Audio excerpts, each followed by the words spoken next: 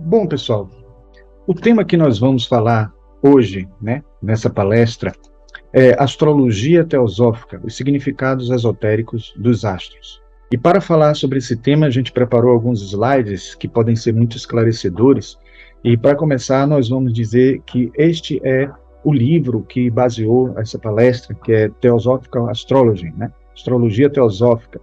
É um apanhado de artigos, né, de teosofistas que mostram a visão da astrologia a partir da teosofia. Então, por isso que pode parecer estranho a gente dizer que existe uma astrologia teosófica específica da teosofia, mas ela pode até se aproximar muito ao que a gente chama de astrologia esotérica, mas especificamente com alguns autores de teosofia mais aceitos, mais consagrados, porque tem muitos que questionam um pouco as falas de Alice Bailey, que tem um livro que justamente tem o nome Astrologia Esotérica, mas aqui a gente não está separando, dividindo, nada disso, mas de uma maneira geral a gente está integrando, porque a gente encontra em muitos escritos de Helena Blavatsky e de outros autores teosofistas consagrados, a gente encontra muita similaridade do que está sendo dito por cada um deles. Então, vamos aqui justamente tratar desses artigos, de algumas coisas que a gente separou, pensou, que são muito importantes, que são muito úteis para a gente entender a astrologia de uma maneira mais profunda, dentro de uma filosofia teosófica, né? Então, para começo de conversa, tem essa primeira fala aqui do Elton Hall, que diz assim: este volume não contém instruções para lançar um gráfico ou mesmo para interpretar um ou outro mapa astrológico. Os símbolos discutidos em detalhes podem ser aplicados em muitos níveis.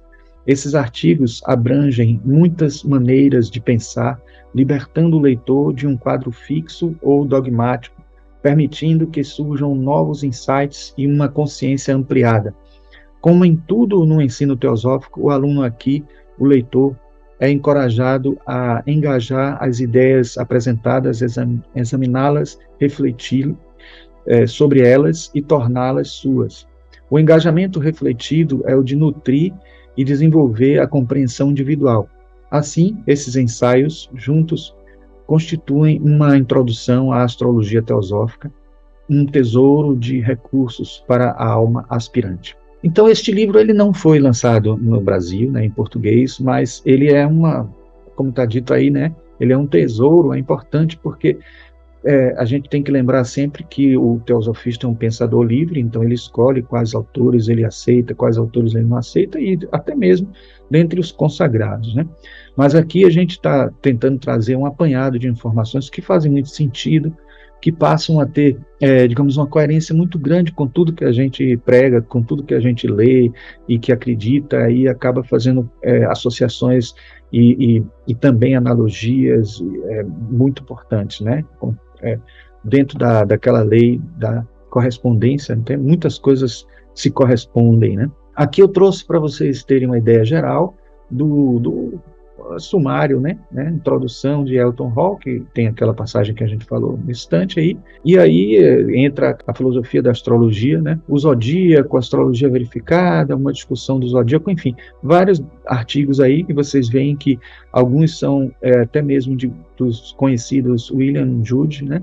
A própria Helena Blavatsky, que tem aí alguns artigos, né? É interessante que a gente perceba que aí está sendo colocado uma visão ampla, né? Uma visão que associa a astrologia ao entendimento do universo, do cosmos, né? Dentro da perspectiva da cosmogênese, da antropogênese, etc. Como foi dito, não tem pretensão, a astrologia teosófica não tem pretensão de ensinar a trabalhar com mapa astral, etc. Mas, com certeza, a leitura dos mapas, depois de um entendimento mais teosófico trazido nessa obra, vai ser diferente, vai ser muito mais completo, muito mais amplo, né? Aqui o Elton Hall diz também assim: como H.P. Blavatsky mostra em Isis Sem Véu, o simbolismo astrológico está ligado aos significados e propósitos mais profundos da vida. Simplificando, a astrologia, quando seriamente estudada, é conhecimento, quando em um nível superficial pode lançar luz sobre os traços de personalidade e as forças em jogo na vida diária, quando considerado mais seriamente, pode iluminar aspectos da vida de uma pessoa e aumentar a sua consciência espiritual à medida que a vida é cada vez mais vista como parte irredutível de uma realidade maior, o da humanidade como um todo e o cosmos em evolução. Bom, com isso a gente está vendo que a astrologia tanto pode ser utilizada de uma maneira superficial, como de uma maneira mais profunda, né? Mas, mesmo assim, em todas as esferas em que ela seja trabalhada, ela vai ter uma utilidade, né, e uma aplicação mais superficial no dia a dia, no psicológico, ou mais profundamente também no psicológico, no filosófico, no emocional, no modo de vida, no modo de ser da pessoa. Mas, de qualquer forma, a gente entende que a teosofia, né, a astrologia teosófica em especial, ela vai dar a gente uma visão mais profunda, do ser, né, da essência, como vocês vão ver nos slides posteriores. Então, a gente não pode deixar de considerar que essa linguagem que existe na astrologia mundana ou astrologia exotérica, astrologia convencional, né, que são os planetas, os signos, as casas, os aspectos, estão presentes e vão estar sempre presentes, não mudam em relação à astrologia teosófica.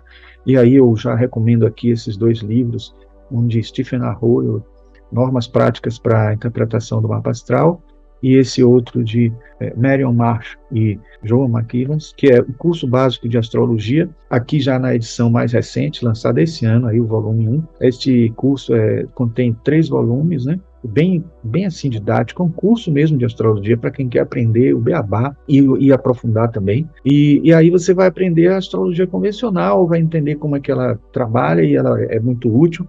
E o que a gente vai falar aqui de astrologia teosófica são os desdobramentos, né? O que a gente pode aprofundar no entendimento dessa astrologia e também como ela pode ser útil para a gente e como ela funciona efetivamente, né? Qual o mecanismo, né, de poder dizer que realmente alguns fatos que estão retratados em configurações astrais, configurações de planetas, de signos, casas e aspectos, podem ter o que dizer sobre o nosso dia a dia, sobre a nossa vida.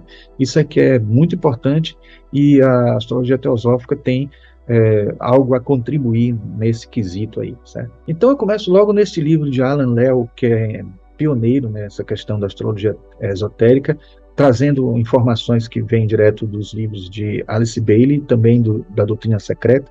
Ele diz: os planetas representam as influências espirituais que afetam a consciência em seus veículos. Os signos zodiacais representam os sentidos e os veículos pelos quais a consciência está operando. As casas podem ser comparadas ao corpo físico e as posições planetárias nos signos ao homem interior que habita esse corpo. Os aspectos indicam a relação entre corpo e espírito, ou a atitude da alma ou do eu para com o seu ambiente.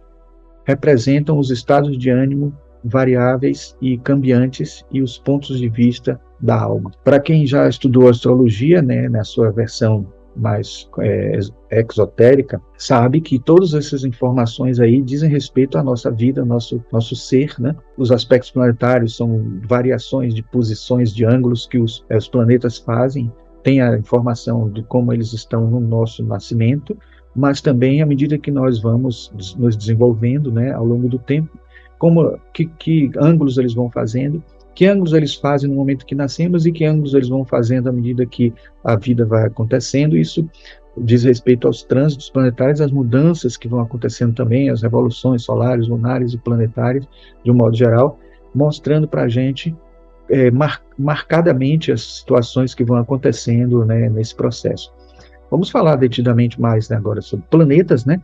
E no livro de Alan Lee, ele diz assim: cada planeta tem uma relação definida com a consciência em todos os seus graus, desde o mais baixo até o mais alto. Só há uma consciência suprema, mas cada esfera de influência representada por um planeta participa de uma grande porção dessa consciência humana. Então, existe o logos solar, existe o logos planetário. Então, na verdade, a gente tem que entender que o Logos já é uma manifestação. Então, existe o absoluto, né, o altíssimo, o Deus não manifesto, mas todas as manifestações via logos que ocorrem, elas são instâncias cada vez mais próximas de nós, e tem aquelas que estão mais próximas ainda, que dizem respeito ao nosso logos planetário, e que sofrem influência desses outros logos, e que, nesse sentido, a gente acaba percebendo que existe realmente uma inter-relação, um processo que, eu não sei nem se a gente poderia chamar de influência, mas está sendo dito sempre aqui esfera de influência, mas é como se fosse uma sincronicidade, né?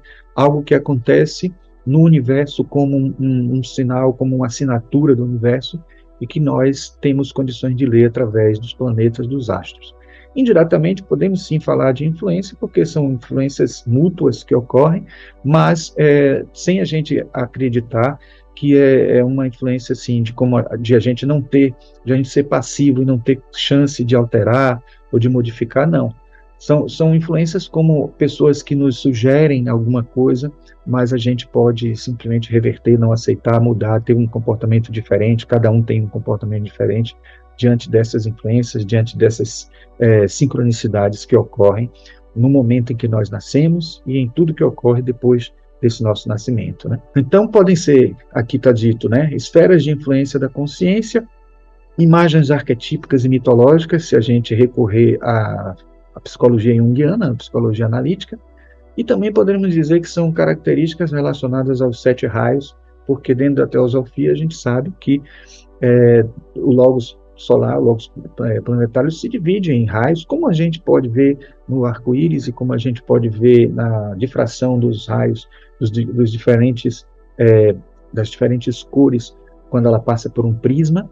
Isso também é uma representação bem clara de que a luz branca, a luz solar, ela se subdivide também em diferentes características, em 7 grandes características, e a gente também pode ter diferentes formas de agir, de ver, de pensar, de lidar com o mundo a partir destes 7 raios, né? E aí aqui a gente vê que os planetas também eles podem ter domicílio, exaltação, queda e exílio, de acordo com a posição que eles se situem entre constelações, né, entre os signos. Então, isso dentro da astrologia convencional tem uma perspectiva, dentro da astrologia teosófica e esotérica tem outra, e vocês podem ver isso até nas informações, nas tabelas, nos gráficos dos livros que nós já citamos, né? Não vamos poder aprofundar isso aqui por conta do tempo, mas é importante que a gente entenda que existem existe uma um famoso zodíaco de Dendera, que é o zodíaco dos egípcios, que trabalha cada signo tendo 3 constelações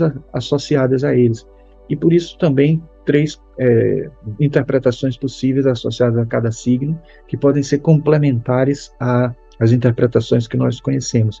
Isso pode também ser muito bem vinculado aos decanatos e entendido e interpretado a partir dos decanatos, e isso também é algo que aprofunda muito a interpretação da astrologia, né? Aqui nós vemos os vários planetas e luminares, né, com interpretações junguianas, que a gente já usou esse slide em outras palestras, quando a gente falou da psicologia da astrologia a partir da visão de Jung, né? E aí vocês podem até dar uma pausa no vídeo, se quiser, depois, na gravação, no YouTube, e olhar com calma esses significados, né? Mas nós temos também as interpretações esotéricas dos planetas e pontos notáveis, que aí já nessa tabela mostra o símbolo, né, dos planetas, dos signos, dos planetas e dos luminares. Nós temos também aí o próprio nome do planeta, na astrologia esotérica, o que ele significa, exotérica, né, e na astrologia esotérica, o que significa, né? Então é interessante também analisarem cada item desse com calma, pensando, né, nessa questão. E aqui, né, mostrando um exemplo de um mapa, né, e aí vocês veem aí nesse mapa uma leitura completa da posição dos planetas, nos signos, nas casas, também os aspectos que eles criam entre si, os planetas, as posições mais relacionadas a um elemento ou outro, tudo aquilo que na astrologia convencional se trabalha, sendo que na astrologia esotérica e teosófica, olham-se também alguns outros aspectos importantes para o indivíduo como ser entendido ele como encarnado na Terra, como chamado de personalidade, e também a individualidade, que é o ser que encarna, é o ser que está acima dessa encarnação na Terra, que é também o ego, a alma, etc., né? Então, dentro da perspectiva da astrologia teosófica e esotérica, a gente interpreta essas versões do ser humano, né, mais superior, mais sutil e vivendo aqui na Terra, ser nesse seu aspecto mais inferior, os corpos mais inferiores, existente aqui na Terra, que passa por inúmeras encarnações. Então, é importante a gente perceber que existem essas nuances para a gente analisar a astrologia também, voltando-se para essas nuances. Os símbolos naturais são ideias que pertencem ao coletivo da psique humana. Em um nível, os símbolos relacionam a imagem de algo com seu significado intelectual através de uma fusão do inconsciente com a mente consciente. Em outro nível, a ideia de um símbolo como o zodíaco pode ser visto como não apenas correspondendo às interpretações que as pessoas dão às suas experiências, mas também a uma realidade objetiva onde certos antecedentes devem causar consequências que não são substituíveis nem arbitrárias. Se a ideia do zodíaco é uma projeção da mente humana que meramente assume a realidade vigorosa através da consciência coletiva, estamos falando dele como resultado de um estruturalismo intelectual que pode, em um determinado nível de consciência, ter grande validade. Se, no entanto, consideramos o zodíaco como um arquétipo natural, estamos aceitando mais do que uma projeção individual ou coletiva. Nós estamos sugerindo a existência de uma ideia baseada em um fato universal que se expressa mental, psíquica e fisicamente, que participa da substância, bem como da consciência, e retrata algo fundamental sobre a natureza do próprio ser. Embora os signos zodiacais são ideias abstratas, eles designam estrelas particulares que estão relacionadas com a Terra e outros planetas em caminhos precisamente ordenados. Da mesma forma, embora espíritos, deuses e elementais sejam idealizações, eles representam campos de força manifestos nos céus e na Terra, que foram observados em seus efeitos por cientistas e mágicos em todas as partes do mundo.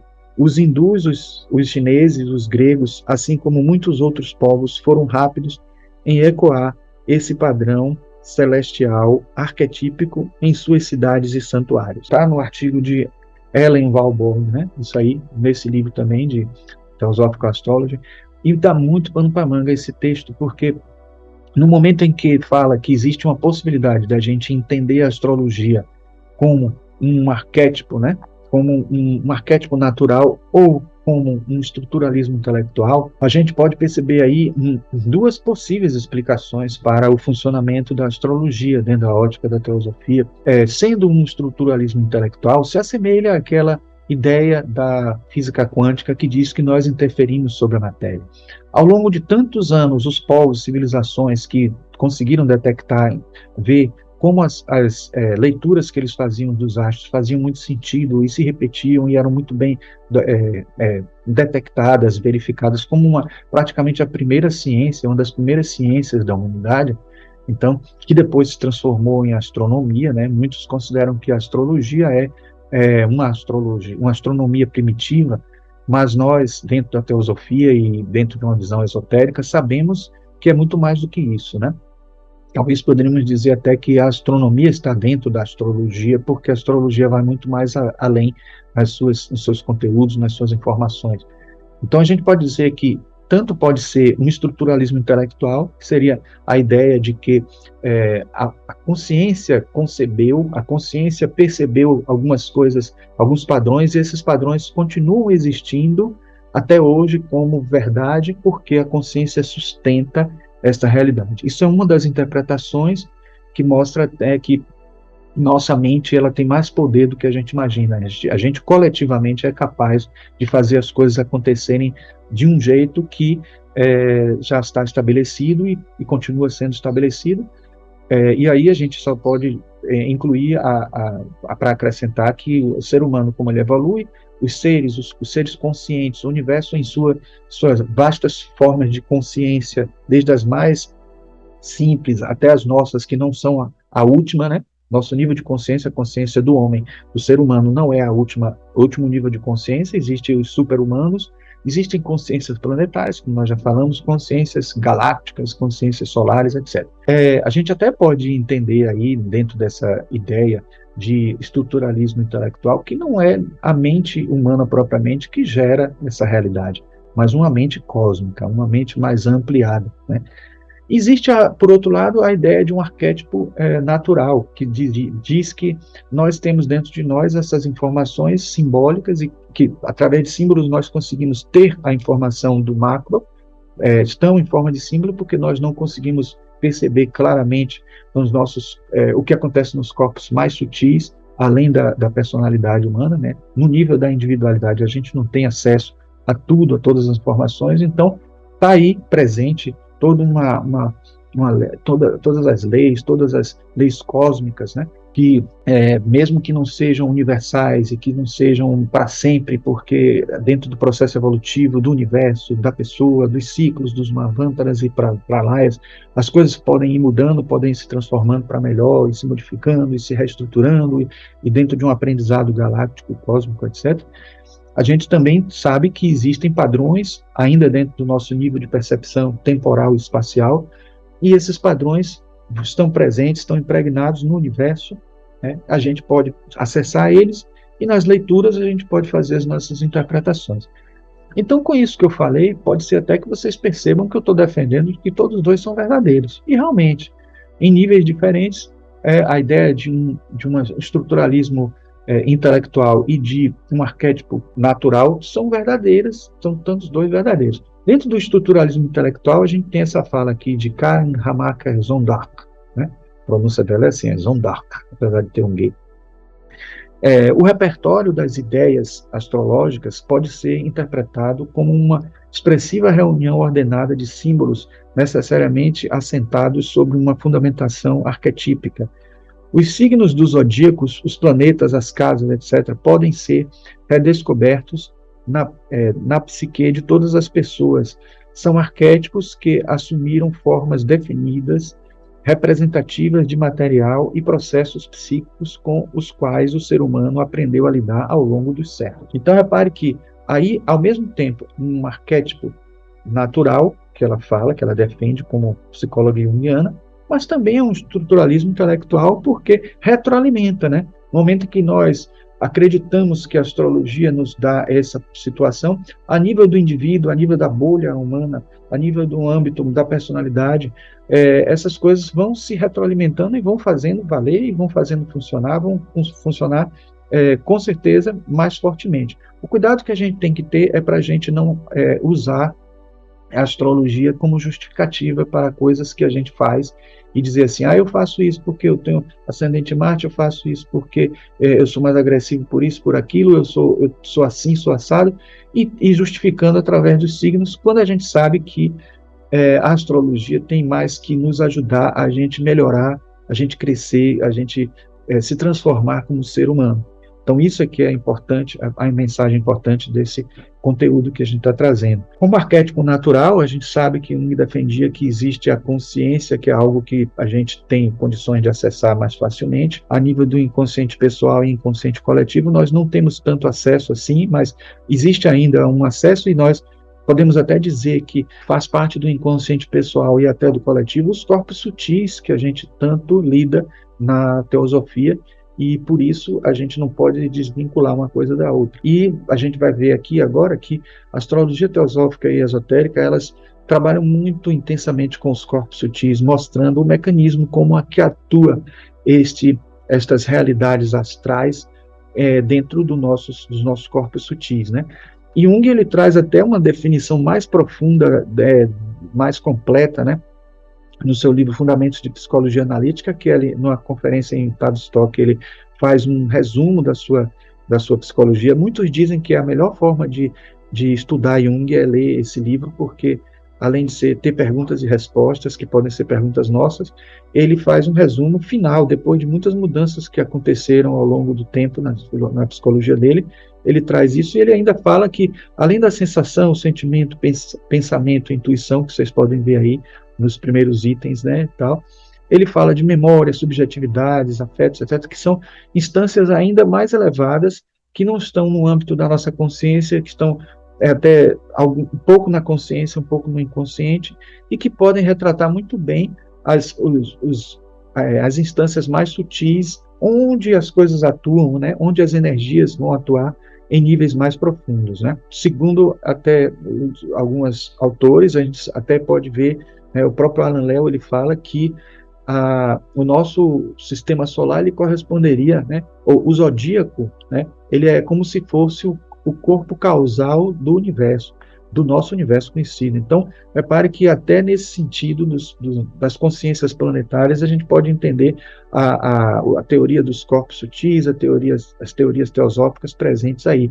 Então, imagine que se o zodíaco é o corpo causal da nossa realidade, da nossa vivência, ele tem tanto memória como influência muito forte sobre tudo que acontece no universo. E essa influência a gente pode ler através das configurações que vão mostrar muito bem o comportamento desse corpo causal do nosso universo, e a gente pode fazer essa leitura através dos dados que a gente consegue, das efemérides, das posições dos planetas, etc. Carl Jung diz também assim: podemos esperar com considerável certeza que uma determinada situação psicológica bem definida seja acompanhada por uma configuração astrológica análoga. E digo que muitas e muitas vezes descobri que os dados astrológicos elucidam certos pontos que, de um outro modo, eu não teria sido capaz de entender. Então, ele usava a astrologia até para tirar dúvidas sobre questões psicológicas que estariam além do alcance dele.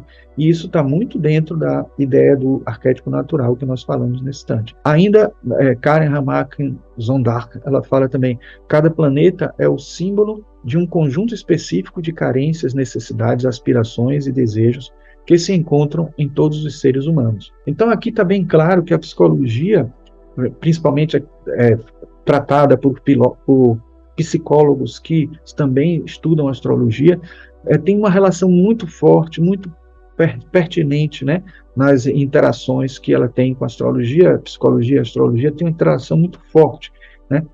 Mas a gente também precisa entender que dentro da astrologia esotérica não é só a psicologia da personalidade que entra, mas também a psicologia da individualidade. E é aí que justamente entra as variações, as mudanças importantes dentro de uma astrologia e a outra. Alan Léo diz: a posição da Lua na época pré-natal é importantíssima, porque o molde etérico é atraído pela mãe quando o vórtice magnético é estabelecido pelos progenitores, que são atraídos mutuamente naquele momento, seja pela paixão ou amor, seja por sentimentos animais ou humanos. O lugar da Lua, nesta época, decide o ascendente do nascimento. Daí a importância do mapa pré-natal, que requer compreensão mais complexa pelos estudantes de astrologia. Para quem não está habituado com essa terminologia da época pré-natal, o mapa pré-natal, na verdade, é um mapa feito no momento em que acontece o nascimento de fato, quando o casal tem o seu relacionamento, né, e ocorre a fecundação. Então, nem sempre é possível fazer um mapa desse, mas quando se tem esse mapa, se consegue informações ainda mais profundas, né, principalmente as informações que são ligadas à aura humana, aquelas cores mais fixas da aura humana, porque justamente a posição da Lua vai dizer muito sobre isso, inclusive porque ela atua diretamente até sobre a nossa saúde, né?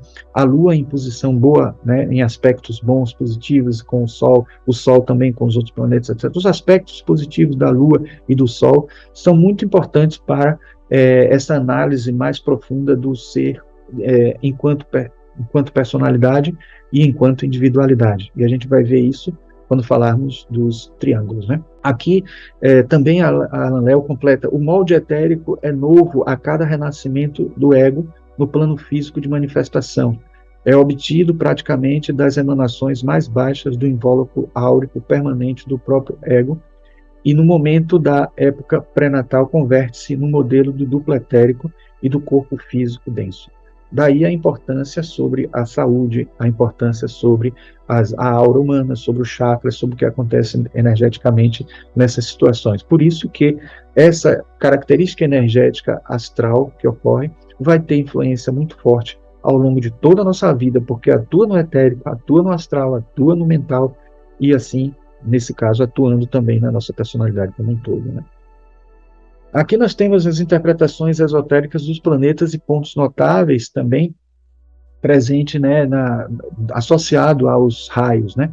Então, na astrologia esotérica, a gente pode fazer uma associação do Sol como primeiro raio, né, ao vontade e poder.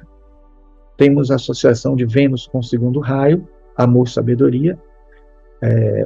Mercúrio ao terceiro raio, a inteligência ativa. Lua associada ao quarto raio, a harmonia através do conflito. Marte ao quinto raio, conhecimento concreto e ciência. Júpiter ao sexto raio, devoção e idealismo. E Saturno ao sétimo raio, ordem cerimonial ou magia.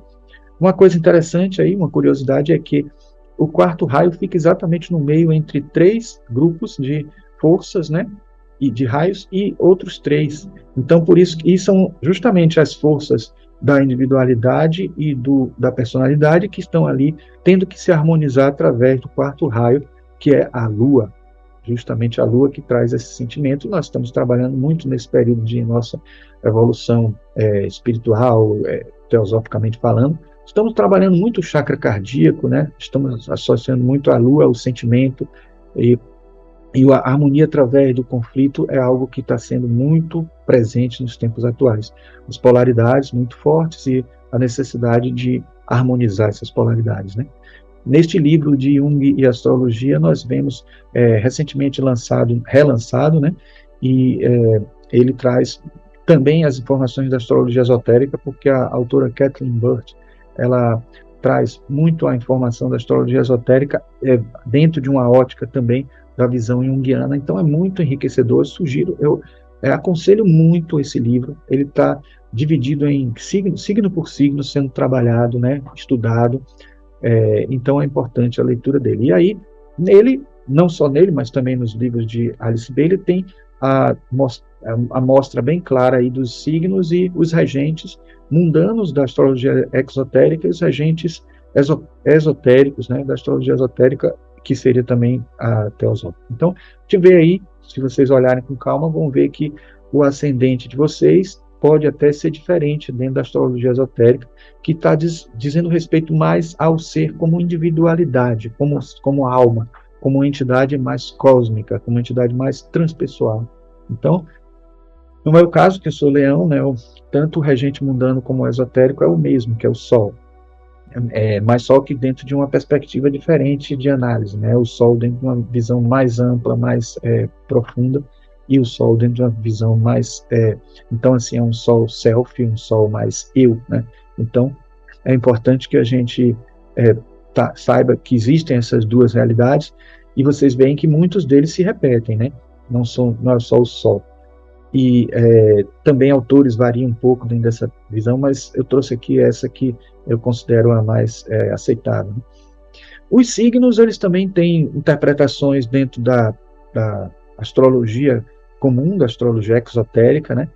E que não são negadas dentro da astrologia esotérica. Aqui vocês estão vendo, eu não vou ler todos, mas vocês conseguem perceber aí claramente o que aqui seria. Isso aí eu tirei justamente do livro Jung e Astrologia que eu mostrei na estante, né?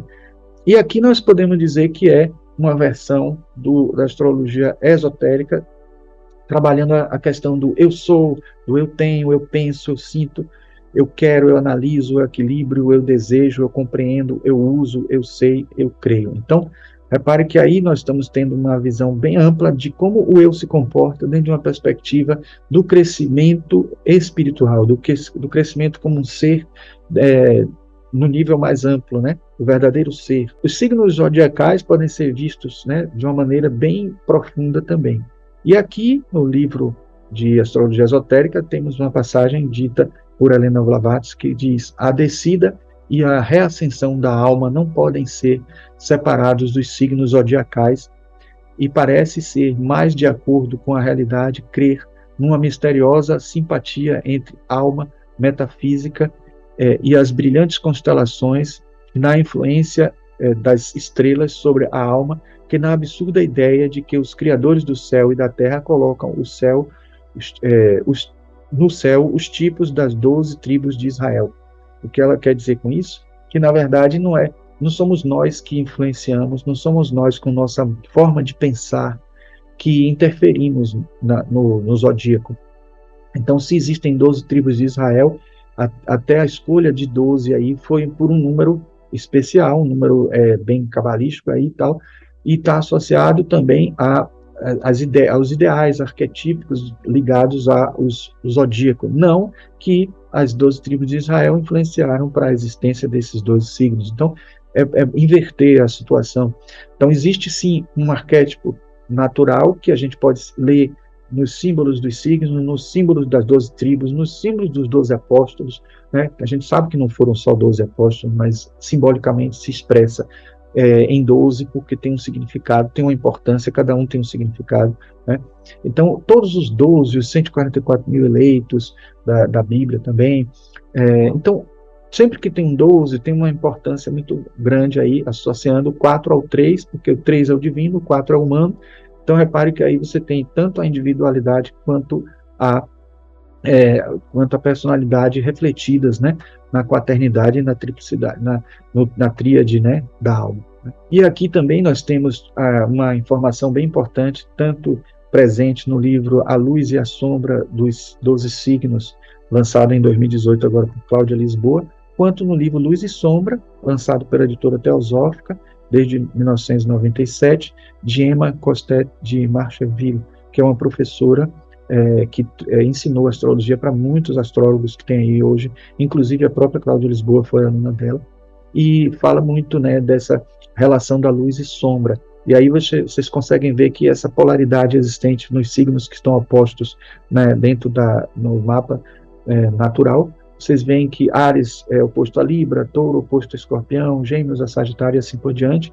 E o que é luz para um é sombra para outro, o que significa que a gente acaba vendo no signo oposto a nossa polaridade a ser desenvolvida dentro de uma enantiodromia, tanto colocada por Jung, quanto desde Heráclito lá, o filósofo pré-socrático. Então, a gente entende que a enantiodromia é justamente o outro lado que a gente precisa desenvolver, e muitas vezes não para que a gente se torne o outro lado mesmo, propriamente, para que a gente chegue a um equilíbrio, né? Porque essas forças que existem opostas, elas acabam fazendo a gente encontrar o nosso aprendizado no meio, no caminho do meio, que tanto prega o budismo, né? E é importante porque a gente acaba descobrindo essas compensações, esses caminhos de maior elevação. Aqui a gente traz, mostrando até justamente os eixos, né? Vários autores chamam esses eixos de forma diferente. A gente está vendo aqui uma das versões que o eixo da casa 1 e 7 seria o eixo do encontro, da 2 e 8 o eixo da posse, da 3 e 9 o eixo do pensamento, 4 e 10 o eixo da individualidade, 5 e 11 o eixo das relações, 6 e 12 o eixo da existência. Aqui nós estamos vendo que existe também outras polaridades, além dessas dos eixos dos signos, né, presentes na questão de planetas que são pessoais, que estão antes de Júpiter, né, e os planetas que são transpessoais, né, que estão além de Marte, que seria Júpiter, Saturno, Urano, Netuno e Plutão. Então, isso também é uma polaridade do que é pessoal e do que é transpessoal. Jung trabalhou muito isso no inconsciente, do consciente e o inconsciente pessoal e o inconsciente coletivo. E aí, nesse caso, vai entrar o pessoal e o impessoal. Então, a gente tem uma esfera que é individual e ela, num nível mais ampliado, já vai para o pessoal, considerando que a gente tem características que às vezes seguem um padrão, né, que a personalidade nos induz, né. Depois tem o social, que já envolve um grupo maior de pessoas, e o transpessoal, que envolve a humanidade em várias esferas, em vários campos, né. Na verdade, a gente tem pessoas nas áreas profissionais, pessoas dentro de escolhas filosóficas, escolhas políticas, e a gente acaba criando agregações que muito trabalhado por Rupert Sheldrake, mas a astrologia e os campos morfogenéticos têm muito a ver, porque, na verdade, a gente encontra em muitos livros, principalmente os livros mais esotéricos, que existem campos, né? Campos que vão fazendo as coisas acontecerem, não somente no nível psicológico, mas também no nível físico, etérico e tal. E aí é que pode ter uma explicação muito forte, e que a gente já viu falando agora aqui nesse instante, que é o corpo etérico, né? O corpo etérico da Terra, o corpo etérico do Sistema Solar, que está atuando aí, né? Assim como os outros corpos mais sutis também atuando dentro dessas leis de correspondência, né? E de atuações do astral em relação ao psicológico e ao físico. E no livro de Alan Lee, ele fala muito também do valor esotérico das polaridades. Falamos da enantiodomia nesse instante, e aí existem diferentes polaridades na astrologia, né? Aqui nós trouxemos um trecho do princípio da polaridade do Cabalhon. Tudo é duplo, tudo tem polos, tudo tem seu oposto, o igual e o desigual são a mesma coisa, os opostos são idênticos em natureza, mas diferentes em grau, os extremos se tocam, todas as verdades são meias verdades, todos os paradoxos podem ser reconciliados. Então veja que mensagem interessante, porque a gente está o tempo inteiro trabalhando com esses opostos, de maneira cíclica, quando vai e vem, vai e vem, vai e vem, quando a gente volta para uma outra polaridade de novo, a gente está já num outro nível. Então é como um pêndulo, né? Então a gente tem que entender isso. E a gente tem que entender também que tudo isso é para a gente exercitar um lado, exercitar o outro, exercitar um lado, exercitar o outro, e depois chegar à conclusão de que o caminho melhor está no equilíbrio, né? Então, é importante a gente perceber isso, né? E aqui também, no princípio do ritmo, que é o outro princípio que vem logo em seguida ao da polaridade, a gente tem a informação, tudo tem fluxo e refluxo, tudo tem suas marés, tudo sobe e desce. Tudo se manifesta por oscilações compensadas. A medida do movimento à direita é a medida do movimento à esquerda. O ritmo é a compensação. E veja como isso influenciou muito a psicologia, né? Porque Jung fala muito da compensação, da necessidade de compensar o que está no inconsciente com o que está no consciente, o que está no consciente com o que está no inconsciente. Por exemplo, pessoas que são mais extrovertidas com a introversão que ela possui lá no inconsciente, pessoas que são mais introvertidas com a sua extroversão no inconsciente, precisa dessa compensação para que a gente possa lidar na vida de uma maneira equilibrada e consiga resolver problemas que aparecem. Eu trouxe aqui muito rapidamente, né, só para vocês registrarem a polaridade dentro da astrologia convencional. Já falei isso em outras palestras, eu aconselho quem não viu ainda, tem no meu canal, né, chamado Marcos Queiroz mesmo, é fácil de achar no YouTube, vocês vão encontrar palestras sobre astrologia que vão tratar muito dessas questões mais da astrologia convencional, com mais detalhes, né? Inclusive associando ela à psicologia junguiana. Aqui a gente tem as triplicidades, né? Que é a associação de fogo, terra, água e ar de cada 3 planetas agrupados nesses elementos, né? E aqui também as quadruplicidades, que são as qualidades de cardial, fixo e mutável, presente em quatro signos em cada grupo desse, né? Então, estudar isso é muito importante e associar isso a outras realidades esotéricas é muito interessante. Agora eu quero trazer também rapidamente para vocês a ciência dos triângulos. A gente tem aqui o triângulo da personalidade, que está associado ao elemento terra e água, e a gente vai ver aí os signos que estão associados ao elemento terra, né? E os que estão associados ao elemento água, né? Os do elemento terra é o triângulo que está com a ponta para cima, né? E os de elemento água são os que estão com a ponta para baixo, e eles formam esse triângulo que é considerado dentro da astrologia esotérica como a estrela da personalidade. Não que só esses signos tenham influência, estejam associados à personalidade, não. Mas como nós temos todos os signos, algumas informações relativas a esse signo, planetas que estão associados a ele, têm mais vínculo com a personalidade do que com a individualidade. Já do outro lado, a gente tem a estrela da individualidade, que estão associados ao elemento fogo e ar. Então, o triângulo com a ponta para cima do elemento ar e o triângulo com a ponta para baixo do elemento fogo. Não é somente as informações ligadas a esses signos associados à individualidade, mas mais frequentemente os dados, as questões ligadas à nossa individualidade, à nossa estrela da individualidade. E aqui nós vemos as 2 estrelas novamente, já com informações dos signos, das qualidades dos signos, né, da quadruplicidade. Então, temos aí já a informação de como que se comportam essas estrelas, e dentro de uma perspectiva associada aos corpos sutis, também podemos dizer ali a personalidade, né, é associada aos 4 corpos mais densos, né, e a estrela da individualidade associada aos 3 corpos ou princípios mais sutis. Então, a Helena Blavatsky diz uma coisa que tem muito a ver com isso que nós estamos falando, que é a estrela sobre a qual nasce uma entidade humana, diz o ensinamento oculto, permanecerá sempre sua estrela através da série de suas encarnações em um ciclo vital. mas esta não é sua estrela astrológica. Esta última tem a ver e se relaciona com a personalidade, aquela com individualidade. Então, a gente sabe que a estrela, né, que Helena Blavatsky está se referindo, é a luz espiritual que nós temos, né, a luz espiritual que atua sobre nós dentro da nossa individualidade, tem um vínculo que se repete a encarnação dentro de um ciclo vital.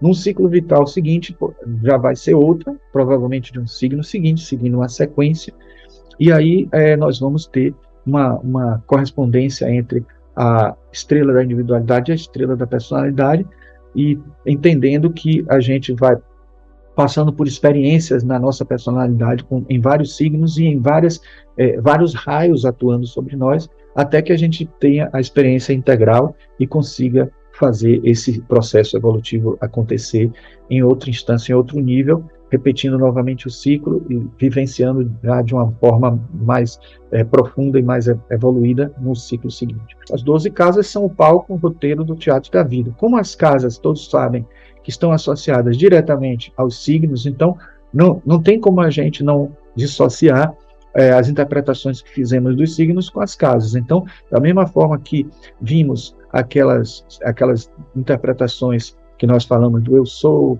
e tal, do eu tenho, etc., está presente aqui porque as características das casas seguem muito diretamente as dos signos correspondentes. Alan Léo diz: as 12 casas são importantes porque exercem sobre o destino e a sorte do mundo exterior o karma da vida atual, uma influência mais direta do que os signos zodiacais ou os planetas, quando considerados a parte das casas. A casa é como se fosse o palco onde as coisas acontecem, a área da nossa vida em que aquelas informações planetárias estão acontecendo, e até os próprios signos nas casas também têm influência muito grande, e vice-versa.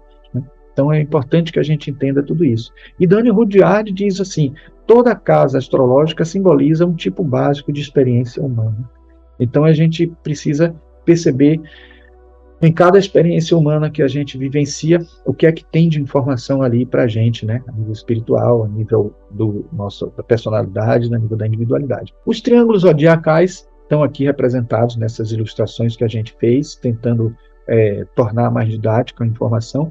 E aqui nós vemos os signos presentes, né, com seus símbolos, né, e esses associados à água e terra, esses associados a ar e fogo, e aqui eles entrelaçados, né, com as casas presentes aí também nas subdivisões. Então isso é só uma outra representação do que já mostramos em outros momentos aí, né, já mostrando essa mandala final aí das casas, né. E aqui nós vemos aquilo que nós já dissemos, né, que na astrologia exotérica a interpretação das casas e a interpretação esotérica, que tem muita similaridade com as interpretações dos signos. Então não vamos aprofundar muito nisso agora, porque vocês vão ter como estudar isso com mais calma. Sobre os aspectos planetários, tem muita coisa importante a se falar.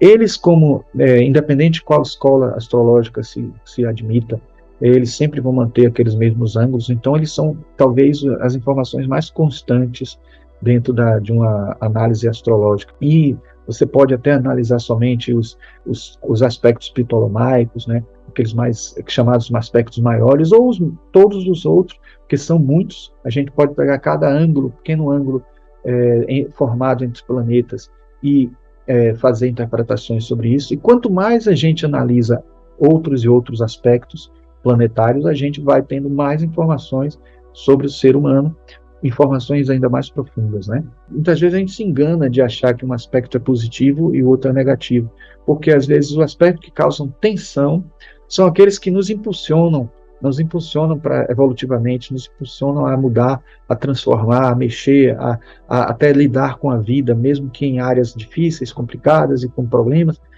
Mas pessoas que têm a vida muito fácil, muito tranquila, às vezes até nem sabem, nem valorizam tanto a vida, nem sabem como utilizar essa sua vida, porque ficam, né, num limbo, numa realidade que eles não compreendem muito bem. Então, Alan Léo diz assim: os planetas representam as influências espirituais que afetam a consciência em seus veículos. Os signos zodiacais representam os sentidos e os veículos pelos quais a consciência está operando. As casas revelam as fortes influências do nosso karma na vida atual Os aspectos indicam a relação entre corpo e espírito, ou a atitude da alma ou do eu para com o seu ambiente. Representam os estados de ânimo variáveis e cambiantes e os pontos de vista da alma. Aqui ele faz uma síntese, né, de todas essas informações associadas ao mapa astral. E aqui nós temos as 3 tríades planetárias, né? O Sol, a Lua e Mercúrio são os fatores principais para os aspectos, para que atuem, né, como tradutores e comunicadores diretos entre o espírito, a alma e o corpo. E aí Alan Léo traz no seu livro essas tríades, aí, né, esses 3 triângulos associando os planetas e os aspectos acontecendo dentro desse mesmo triângulo estão associados a esse significado que a gente vê aí, prânico, físico, mental, né? Então, é importante perceber não só os aspectos, que ângulos eles formam, se são desafiadores ou facilitadores, e também de que triângulos eles participam, se do mesmo triângulo, se de triângulos diferentes, para que a gente possa fazer um entendimento, né, a nível teosófico, né, da astrologia. Aqui nós temos alguns dos aspectos principais, eu saí pesquisando o símbolo deles, os ângulos, né, a ação, aí tem palavras-chave dizendo, né, o orbe deles também, né, que quer dizer a distância máxima que eles podem ter para que considerem ainda dentro desse aspecto, né, uma conjunção, ela é de 0 graus, mas se tiver até 8 graus de diferença, um pouquinho para lá, um pouquinho para cá, você ainda pode considerar conjunção. Todos os aspectos também passam por essa situação. E aí, do lado, a ação, a gente tem o significado que eles podem ter, influenciando sobre os planetas que estão em aspecto, né? Então é importante a gente perceber isso aí, analisar com calma e ver como é que isso pode trazer de informação para a gente, o que é que esses aspectos têm para nos informar sobre o nosso eu, né? Aí vocês estão vendo aí outros que têm até nomes bem diferentes, aí foi feita uma pesquisa bem grande aí para trazer esses que são importantes para a gente. Eu destaco aqui o aspecto septil, né, que é o aspecto que trabalha, né, a divisão em 7, e a gente tem 51 graus, 25 minutos e 43 segundos. Esse é bem esotérico, está associado à integração. Repare que o número 7 é um número bem importante para a teosofia, e a gente não pode trabalhar a astrologia teosófica sem trabalhar o septil. Não que ele seja o mais importante de todos, mas ele também precisa ser analisado, né? E aqui mais alguns outros, né, o quintile, o bilen, né, que é o esquilo, o trilem e assim por diante, né? Temos aqui também destacar o pindecil, que sempre quando a gente tem esses 2 planetas associados através de um ângulo de 165 graus, com um orbe de 2 graus, sempre aparecem as obsessões, aquelas coisas que a gente tem mais direcionamento na nossa vida, que nos impulsionam, pessoas que são fãs de determinado grupo de rock têm associação a isso aí. Então, os toques que nós temos, as coisas que nós temos compulsão, tem sempre ligação a isso. Então, é interessante a gente perceber como realmente essas coisas fazem sentido e como elas realmente são verdadeiras quando a gente analisa caso a caso, a gente percebe que as coisas realmente são lidas de uma maneira correta quando a gente interpreta corretamente também, né, a astrologia. Aqui também a gente trouxe dentro da teoria dos ciclos essa ideia de que cada ângulo, à medida que os planetas vão fazendo o seu circuito em torno do Sol, como eles também vão passando por diferentes situações dentro do processo evolutivo. Então, a astrologia cíclica é de grande importância. Falei já nesse instante que quando um ciclo se completa, o outro ciclo já é de outra maneira. Quando você chega no mesmo ponto que estava antes, você já não é a mesma coisa. Então, por isso que eu até prefiro ilustrar para vocês imaginarem mais uma espiral do que propriamente um círculo, né? Então, entender que quando você completa um ciclo, a espiral ela já está considerando que naquele ponto você já está acima um pouquinho, então já não é mais um círculo fechado, e sim uma espiral, né? No nosso processo evolutivo, com certeza, é assim que se dá. E essa frase eu acho importantíssima falar também. Em cada um de nós há uma série de forças em ação que correspondem a forças cósmicas. Assim, não devemos imaginar que qualquer planeta do céu é responsável de modo direto pelo que acontece a nós ou ao nosso ambiente imediato. Ao invés disso, é a força dentro de nós que harmoniza com o planeta é essa força que faz as coisas acontecerem.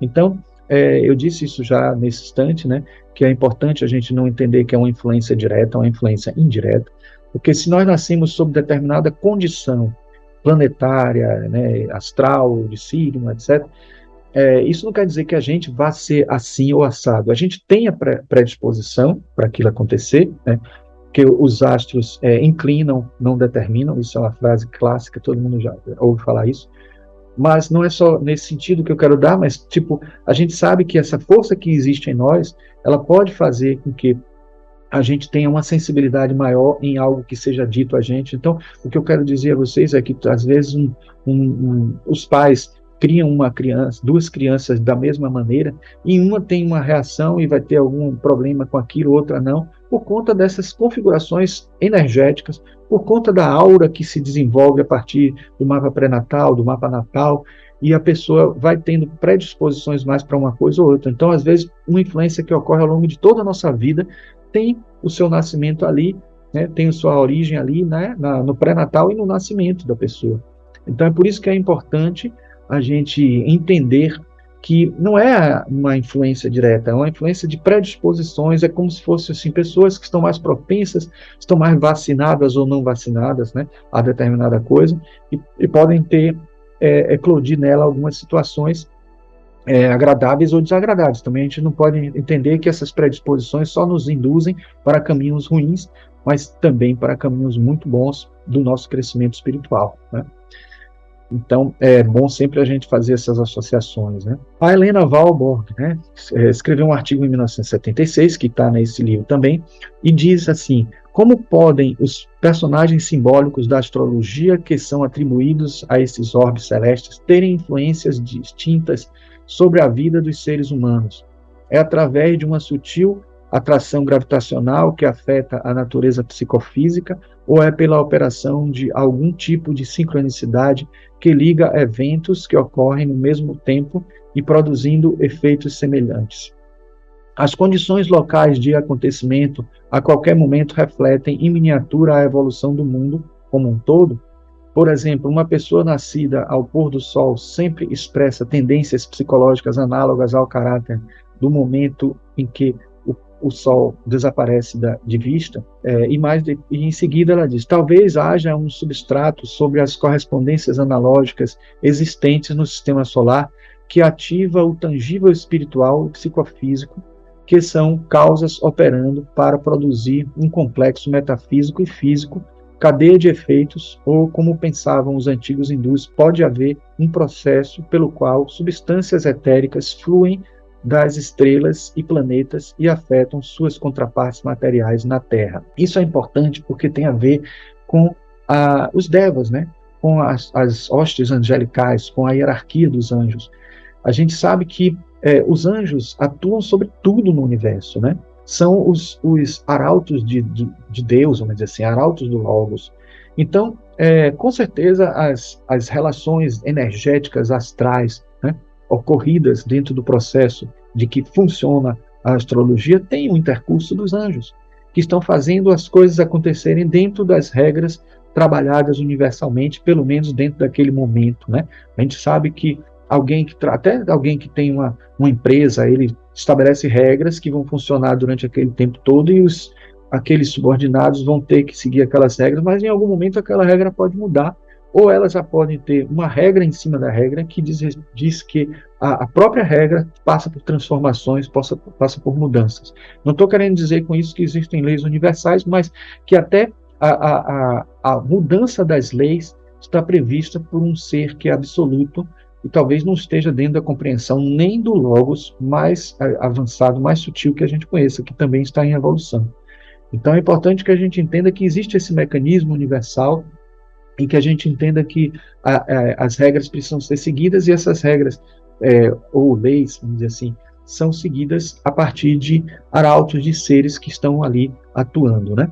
Alan Léo diz ainda aqui neste livro, né, no livro Astrologia Esotérica: quanto mais adentramos no estudo da astrologia esotérica, mais aproximamos do reino da hoste angelical, de cuja evolução sabe tão pouco a humanidade, embora se encontre na raiz de todas as coisas relacionadas com a ciência, como com a religião. Então, fica bem claro aí para a gente que existe realmente essa influência dos anjos atuando, né? Os anjos construtores do universo, que tanto a gente vê falando, tanto pode ser visto dentro de uma ótica dos campos morfogenéticos, né? A gente vê isso na Física dos Anjos, né, de Rupert Sheldrake, como também de Geoffrey Hodgson no livro O Reino dos Deuses, que Geoffrey Hodgson trabalha muito essa questão da relação dos anjos, os devas, os elementais atuando sobre a nossa realidade, né? Aqui a gente vê até, por exemplo, nessa afirmação de Carl Gustav Jung, né? As estrelas de teu próprio destino jazem em teu peito,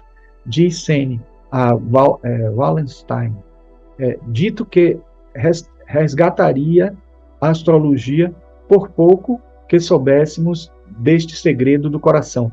Todos os ensinamentos secretos procuram captar os acontecimentos invisíveis da alma e todos se arrogam a autoridade suprema. Nós vemos aqui até um chakra cardíaco com as 12 pétalas, eu fiz até corresponder aí a posição das pétalas e os signos, para a gente ver que não é à toa essa relação que existe do coração com a nossa realidade astral e nossa realidade mental no sentido de celestial, mental no sentido daquele que atua associado ao corpo mental, né, do ser que nós estamos aqui como ser encarnado, né? Ellen Valborg diz ainda também: no panteão hindu existem milhões de espíritos, deuses e elementais atraídos magneticamente para certas partes dos céus, com estrelas e planetas assumindo vários aspectos, cardumes de amigos e hostis elementais são pensados para derramar sobre nossa atmosfera de várias maneiras, afetando indivíduos e raças de acordo com suas naturezas. Com base em milênios de observações cuidadosamente registradas, os astrólogos acreditam que existem diferentes grupos de espíritos que têm simpatias especiais com certos temperamentos humanos, e eles acreditam que os próprios elementos tenham sua origem nas estrelas, uma conclusão endossada pela astrofísica contemporânea. Então, repare como ele aí faz uma relação bem próxima da ciência, dos anjos, bem dentro do que até a gente vê também o Rupert Sheldrake falar, mostrando que está tudo interligado com esses seres mais celestiais, esses seres que estão atuando, né, sobre as estrelas, sobre o corpo etérico do nosso universo, o corpo etérico do nosso sistema solar, do nosso planeta Terra, e eles têm uma missão muito importante nesse processo evolutivo todo e na linguagem funcional que a astrologia tem para nos oferecer. Em A Doutrina Secreta está dito que é o Sol que preserva e nutre todas as criaturas, e assim como um mundo ideal que circunda o mundo sensível, preenche este último com a plenitude e variedade universal de formas, assim também o Sol, envolvendo tudo em sua luz, realiza em toda a parte o nascimento e desenvolvimento das criaturas. Sobre suas ordens está o coro de gênios, ou melhor, os coros, pois são muitos e diversos, e seu número corresponde ao das estrelas. Então está consagrado aí a informação dessa atuação de anjos, né, muito diretamente sobre, né, a nossa realidade. Cada estrela tem seus gênios bons e maus, por natureza, ou melhor, por sua operação, pois operação é a essência dos gênios. Todos esses gênios presidem sobre assuntos mundanos, eles abalam e derrubam a constituição dos estados e dos indivíduos. Eles imprimem sua semelhança em nossas almas, estão presentes em nossos nervos, nossa medula, nossas veias, nossas artérias e nossa própria substância cerebral. No livro Experiências Psíquicas Além da Cortina de Ferro, a gente encontra alusão a um ciclo de 11 anos, né, que é exatamente isso aqui. O apoio às observações soviéticas provém de muitos cientistas do Ocidente que descobriram que o ciclo de 11 anos e meio das manchas solares tem nítido efeito sobre a meteorologia, o crescimento das plantas e até sobre a produtividade industrial humana. O que aconteceu com os pesquisadores russos, né, foi que eles descobriram que havia uma relação muito forte entre as explosões solares, os momentos de maior atividade solares e os insucessos que eles tinham em lançamentos de foguetes, né? Então eles começaram a estudar o que é que poderia fazer eles terem certeza sobre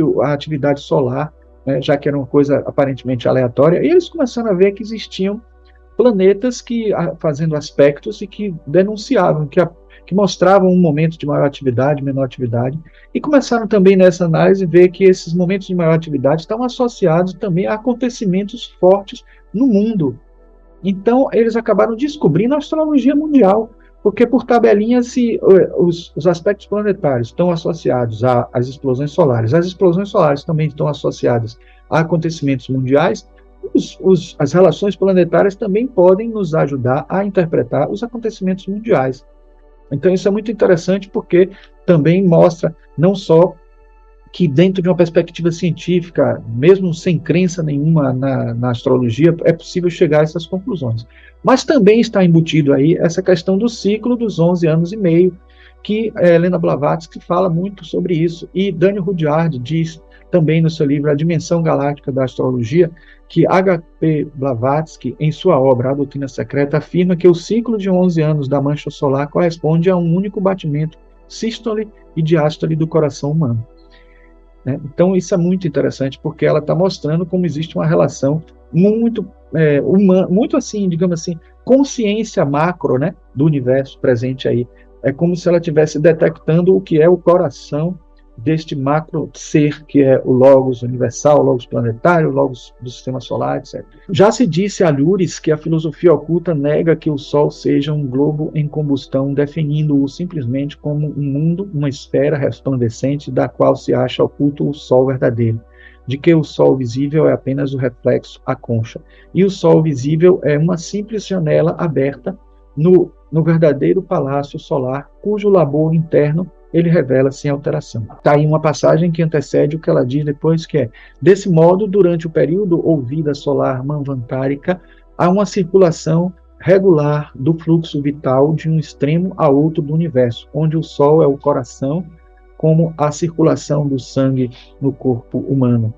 Contraindo-se o Sol com um ritmo semelhante ao do coração humano, depois que o sangue a ele regressa.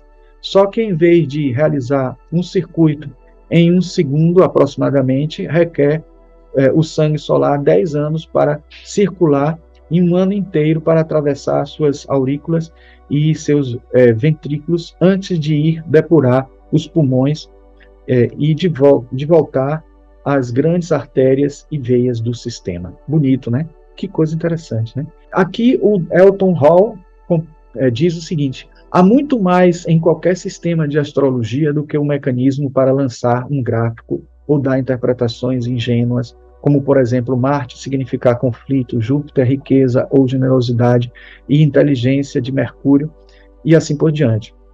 Como todas as ciências, a astrologia é um complexo de símbolos e princípios de inter-relações.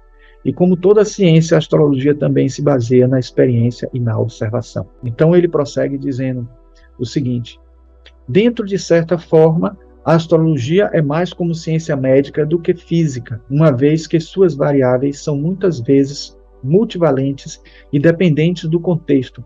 E como todas as ciências, a astrologia é baseada em suposições sobre a natureza da realidade e do universo. Compartilha com todas as ciências a suposição de que existem leis de natureza detectáveis que são invariáveis, pelo menos por longos períodos de tempo. Ela compartilha a suposição de que a natureza e o universo são inteligíveis para um raciocínio observando a consciência. Me chamou muita atenção essa afirmação de Elton Hall, porque ele foi muito consciente, ele foi muito prudente, inclusive, quando ele diz que tudo está ainda em estudo, está em experimentação, como em qualquer ciência, né? Por ser uma ciência oculta, por ser uma ciência avançada dentro da nossa visão teosófica, não quer dizer que não tenha possibilidade de variantes, de melhorias, de aprimoramentos, né? E uma coisa que ele disse que é muito interessante, né, que essas leis detectáveis, que são invariáveis, pelo menos por longos períodos de tempo. Olha que ele acaba sendo muito fiel até a uma teoria que o Rupert Sheldrake fala, que eu falei nesse instante aqui, né, de que as leis não são tão imutáveis assim, né? Elas podem variar por um processo evolutivo. Então, repare que ele deixa até a brecha para essa possibilidade, por um entendimento de um universo muito mais amplo, muito mais em movimento, né, do que o que a gente poderia pensar normalmente. Leadbeater, nesse livro, O Lado Oculto das Coisas, ele tem uma passagem só sobre essa questão das estrelas, né? Da relação do lado oculto das estrelas. E ele diz: as influências astrológicas não existem nem são exercidas por causa do homem ou por motivo com ele relacionado. Da mesma forma que o vento não existe por causa do navio ao qual é favorável ou adverso. Fazem parte do jogo das forças cósmicas, sobre cujo objetivo nada sabemos, e se bem que, em certa medida, possamos aprender a calcular-lhes os efeitos e a usá-las. Tais energias não são em si melhores nem piores que qualquer outra das forças da natureza, como a eletricidade ou outra grande força natural que nos podem ser úteis ou prejudiciais, conforme a aplicação que lhes dermos. Assim como algumas experiências serão mais bem-sucedidas, provavelmente quando o ar seja mais carregado de eletricidade, ao passo que outras, em condições idênticas, poderão falhar. Assim, um esforço que envolva o uso dos poderes de nossa natureza mental e emocional alcançarão seu objetivo com maior ou menor facilidade, segundo as influências que predominam na ocasião. Então é importante que a gente veja que o mundo não foi feito para a gente, né? O universo não foi criado somente porque nós existimos ou coisas que o valem. Na verdade, todo o universo foi criado com um objetivo, com uma visão evolutiva. Tudo que existe no universo está em evolução. Se nós entendermos que nós somos seres que nascemos de uma maneira bem simples e de uma maneira bem primitiva e vamos evoluindo, então nós participamos de cada instância do universo a cada momento de nossa evolução. E este universo tem suas leis, suas regras que vão se transformando também, e o que acontece na astrologia é que a gente consegue simplesmente fazer uma leitura para que a gente possa fazer uma compreensão maior do que está acontecendo conosco. E nós, muitas vezes, dentro dos mecanismos de defesa psicológica, não aceitamos muitas coisas, ou nos protegemos, ou evitamos de aceitar determinadas coisas, principalmente quando vai aparecer aos outros isso. Então, fazer uma leitura disso, do nosso eu, como ser personalidade e como ser individualidade, vai nos dar muita informação sobre o nosso autoconhecimento, né? As linhas do movimento teosófico no mundo nasceram sob a constelação de Câncer. Nas últimas centenas de anos, elas, mais do que qualquer outras, forneceram a nutrição espiritual e a impressão sobre a psique do mundo necessárias para o crescimento e elaboração necessárias ao ego para adquirir o verdadeiro autoconhecimento. Emissárias da loja solar dos adeptos, elas eram um raio encarnado de sua sabedoria, como a lua refletindo a luz solar no mundo.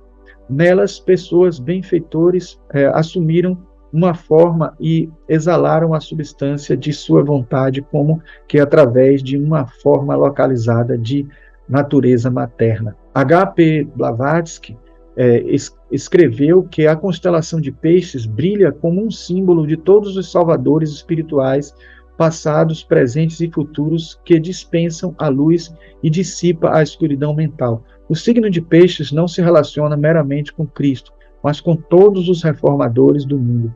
Isso é, o sinal de Jonas, o sinal do céu, do sol, renascido em Peixes, a ascensão das águas de Canes e a de Quetzalcoatl, que em suas escamas emplumadas representava o homem dragão, a serpente das profundezas levantadas para iluminar o mundo. Veja que coisa interessante, né? Porque aqui nós vemos como é arquetípico tudo isso, né? Como isso está presente, né?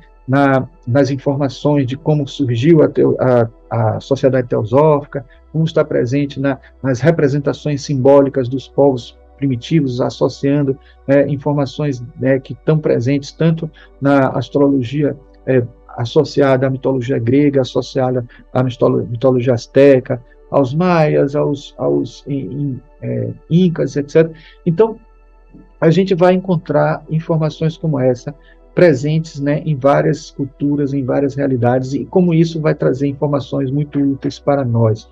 Até o próprio signo de Peixes, que a gente relaciona sempre a Jesus, mas no fundo está associado a esta espiritualidade, essa busca de espiritualidade que um ser, uma pessoa adepta vai fazer quando ela começa a sua iniciação e quando ela passa por um caminho evolutivo maior. Né? Alan Léo diz assim: cada alma é um puro raio branco de seu pai, o astro pai, o solar, né, o astro solar, e ao brilhar esse raio sobre o calendoscópio da existência material, é colorido pelos quadros que predominam nessa fase especial da evolução em que se encontra a alma ou ego. Isso é uma mensagem muito interessante, muito importante, e eu gostaria de finalizar com ela, porque eu acredito que aí resume, né, a nossa visão mais teosófica e esotérica da astrologia.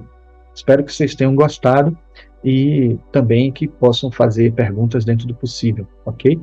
Podem fazer isso através da nossa interação agora, que vamos ter através do Zoom, ou também através do canal, quando nós disponibilizarmos ele, tanto no canal da Sociedade Teosófica na Bahia, a Loja Cutume, quanto no nosso canal Marcos Queiroz, que eu já falei nesse instante, que nós vamos colocar o vídeo neste canal também, ok? Então, era isso que eu queria falar para vocês. Espero que tenham gostado.